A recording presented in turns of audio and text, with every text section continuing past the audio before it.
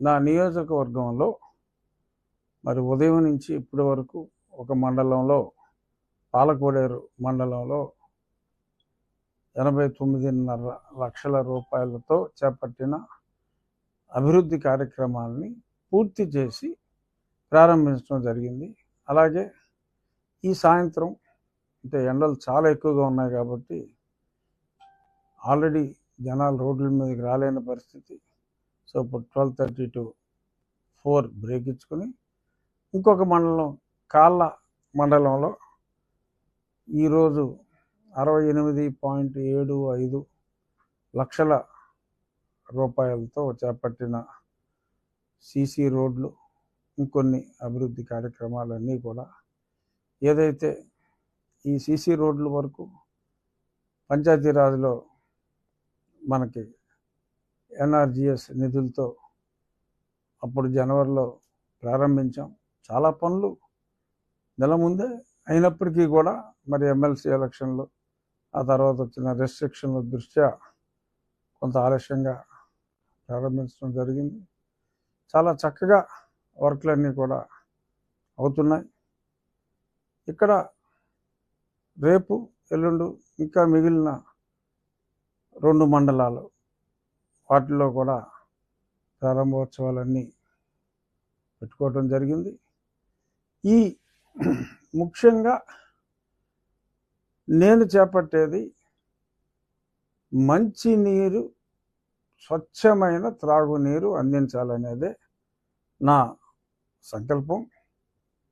మాకు గోదావరి నీళ్లున్నా తాగడానికి బాగా అభివృద్ధి చెందిన ఆక్వా పరిశ్రమ వలన, ఆ చేపల చెరువులు, రొయ్యల చెరువుల వలన మరి నీటి కలుషితం ఎక్కువై చాలా చాలా మంది క్యాన్సర్ బారిన పడుతున్నారు. అదొక అత్యంత ఒక పక్క అభివృద్ధి కావాలి, మరి ఇంకో పక్క ప్రజలు దారుణమైన అనారోగ్యానికి గురవటం మరి చాలా కలతపెట్టే అంశం.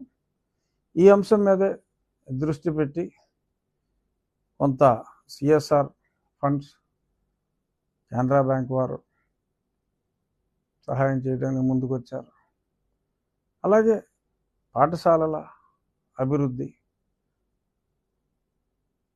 చాలామంది బ్యాంక్స్ ఇంకా సెంట్రల్ గవర్నమెంట్ ఇన్స్టిట్యూట్స్ని కూడా ట్యాప్ చేసి మరి వారితో ఎన్నో మంచి కార్యక్రమాలని కొన్ని కోట్ల రూపాయల వ్యయంతో చేపట్టడం జరిగింది. ఒక రకంగా చెప్పాలి అంటే ఇది P4 లాంటిదే. అది ఎలా అన్నది నేను తర్వాత కొద్ది నిమిషాల తర్వాత చెప్తా. సో ఈ అభివృద్ధి మంచినీరు కోసం ఈ ఏప్రిల్ నెలాఖరు ఏదైనా కించిత్ ఆలస్యం అయితే అప్పర్ లిమిట్ మే 2వ వారం అంటే మే 14 నేను పుట్టినరోజు, జగన్మోహన్ రెడ్డి నన్ను కొట్టించిన రోజు. ఆ రోజు నాటికి నా స్వచ్ఛ సంకల్పం ఏమిటంటే ఏ గ్రామంలో అన్ని గ్రామాల్లో కూడా మైక్రో ఫిల్టర్ సదుపాయం, చక్కటి మంచినీటి సప్లై, ఆ చైన్ కూడా మరి ఇప్పుడు గ్రామీణ నీటిపారుదల మరి పవన్ కళ్యాణ్ గారు కూడా ఈ చిన్న చిన్న కాంట్రాక్టర్స్ అందరికీ త్వరితగతిన పేమెంట్స్ వచ్చే విధంగా మరి రాష్ట్ర ప్రభుత్వం సహాయంతో ఆయన రిలీజ్ చేశారు. మరి గతంలో ఎన్నో సంవత్సరాలుగా ఆగిపోయిన పేమెంట్లు ఒక పక్క దాతల నిధులతో వాటర్ ప్లాంట్లు ఏర్పాటు చేస్తూ ప్రభుత్వ సౌజన్యంతో మరి ఆ కాంట్రాక్టర్లకి సకాలంలో పేమెంట్ అందేలాగా చూస్తూ ఆ ఇంటింటికి ఆ పైప్ లైన్ కార్యక్రమాన్ని కూడా అదే సమయంలో ఇంప్లిమెంట్ చేసేలాగా చేస్తూ మొట్టమొదటి ప్రాధాన్యత మంచినీటి కోసం ఇవ్వటం జరిగింది. ఇక్కడ నేను దీన్ని ఒక రకమైన P4 ఇది.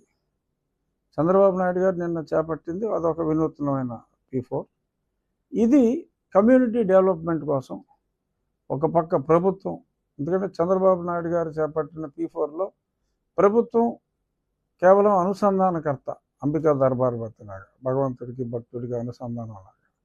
ఇక్కడ ప్రభుత్వం నిధులతో ఒక part of the whole chain, ప్రజల సహకారంతో some part of the whole chain, నా మిత్రుల సహకారంతో కొంత, సిఎస్ఆర్ ఫండ్స్, నా మిత్రుల కంపెనీల నుంచి సిఎస్ఆర్, అలాగే బాగా లాభాలని ఆర్జించే కేంద్ర ప్రభుత్వ సంస్థలను కూడా ఒక ప్రాజెక్ట్ రిపోర్ట్ లాగా చేసుకొని వారిని కన్విన్స్ చేసి ఈ కాస్ట్లో, ఈ ఎస్టిమేటెడ్ కాస్ట్ కన్జర్వేటివ్గా ఇచ్చి అభివృద్ధి చేసి వారి సౌజన్యంతో అని చెప్పి ప్రజలందరికీ కూడా తెలిసేలాగా చేస్తూ, ఈ అంటే public companies are there, private people are there, అలాగే ప్రజలు కూడా ఇక్కడ ఈ అభివృద్ధి సంక్షేమ కార్యక్రమాల్లో పాల్గొంటున్నారు.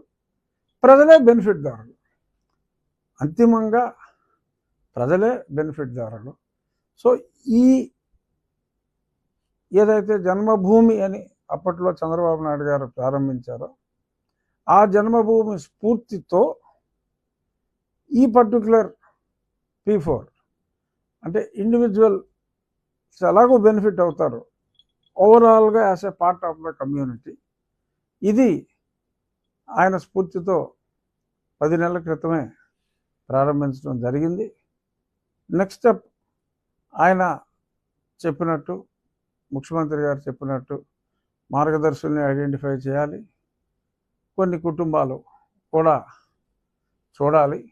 బట్ ముఖ్యంగా ముందు ఈ కమ్యూనిటీ డెవలప్మెంట్కి చక్కటి స్కూళ్ళలో సదుపాయాలు, ప్రైవేటుకి, ఎందుకంటే చాలా స్థలం ఉంది కాబట్టి ప్రైవేటుకి దీటుగా ఇంకొన్ని రూమ్స్ కట్టి చక్కటి క్రీడా ప్రాంగణాలు ఇచ్చి, అలాగే ఒక 15 ఎంపిక చేసిన, అంటే మాకున్న 24 జిల్లా పరిషత్ స్కూళ్ళలో స్ట్రెంగ్త్ ఎక్కువ ఉండి అది ఇంకా అభివృద్ధి చేయడం కోసం ఒక 15 ఎంపిక చేసిన పాఠశాలల్లో జిల్లా పరిషత్ సౌజన్యంతో, అలాగే కొందరు దాతల సౌజన్యంతో ల్యాబొరేటరీ కూడా, బయాలజీ కావచ్చు, కెమిస్ట్రీ కావచ్చు, ఫిజిక్స్ కావచ్చు, అలాగే కంప్యూటర్ ఎడ్యుకేషన్ కూడా సో ప్రయారిటీ ఇస్తూ ప్రజల సహకారం, జిల్లా పరిషత్ సహకారం, దాతల సహకారంతో